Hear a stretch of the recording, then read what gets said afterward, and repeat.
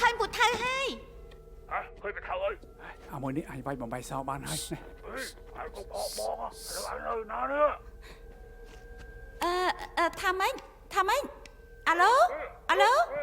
ខ្ញុំស្ដាប់ឮបងមិនច្បាស់ទេទីនេះសេវាខ្សោយណាស់ស្ដាប់មិនបានទេចាំខ្ញុំទេទៅបងវិញស្ដាប់មិនបានទេប៉ុណ្ណឹងសិនហើយបង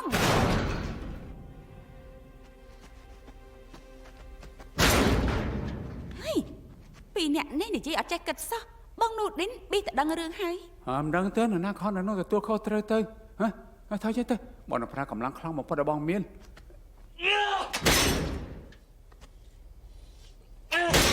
ចាំខ្ញុំជួយបងវាយមិនបាយផងឯងវាយមិននឹងបាយទៅ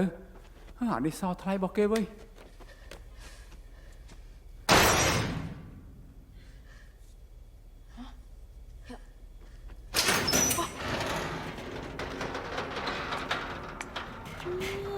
ពូកែណាស់មិត្តខ្ញុំពូកែអញ្ចឹងមើលទៅសោគេដូចជាមិនថ្លៃអីណាទេអត់ឆាប់ឡើងម៉ែ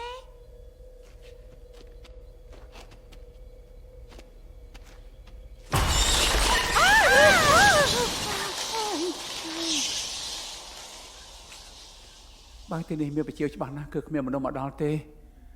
ឬកាន់តែយ៉ាប់មានអមនុស្សយើងទៅវិញទៅ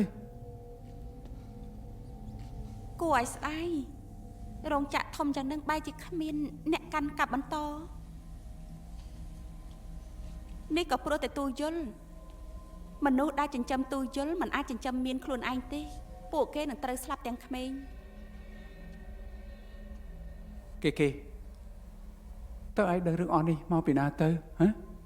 ដឹងពីអ្នកភូមិនឹងហើយអញ្ចឹងបានថាចេះស្ដាប់គេនិយាយខ្លះផងទៅប៉ន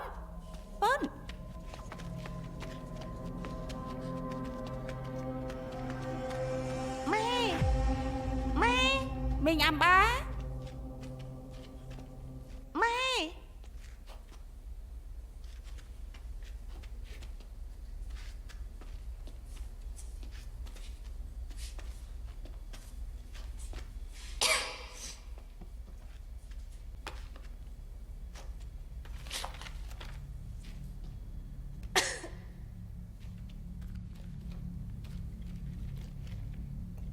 មិនដែលដឹងថាលោកគីម៉ាន់ធ្លាប់ធ្វើការឲ្យលោកកាសូណូសោះ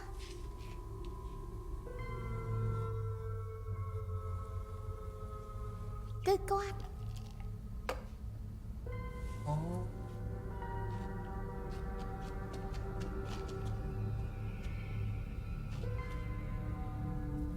ហេគេឯងថតរូបនេះធ្វើស្អីទៅសំទោនេះជាប្រវត្តិសាស្ត្រថតទុកជាអនុស្សាវរីយ៍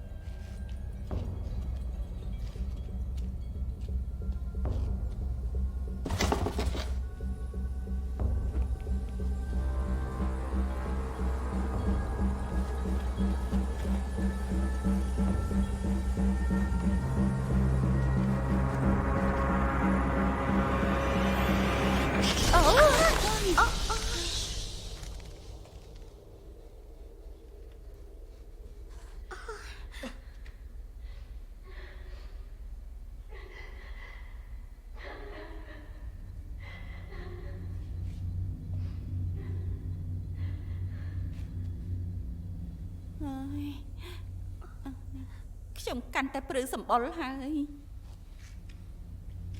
បងចេមក្រែងបងឯងថាអត់មានមនុស្សនៅទីនេះហីបងថាមែនតាអាចជាម៉ែខ្ញុំទេដឹងពុត្រីបងຕົកបថៅនៅណានៅខាងមុខទៅចុកឲ្យលឿនមកពូថាមិនអាចកាប់ខ្មោចងាប់ទៅចុកបើជាមនុស្សវិញនោះហើយចុះឲ្យប្រងសម្លាប់មនុស្សមែនឲ្យលឿនទៅមុនខ្ញុំសម្លាប់បងចោលអើយប៉នឃើញអត់បងឯងទៅផ្លូវខ្ញុំរហូតគឺមកពីឯងចង់ប៉ះបងទេ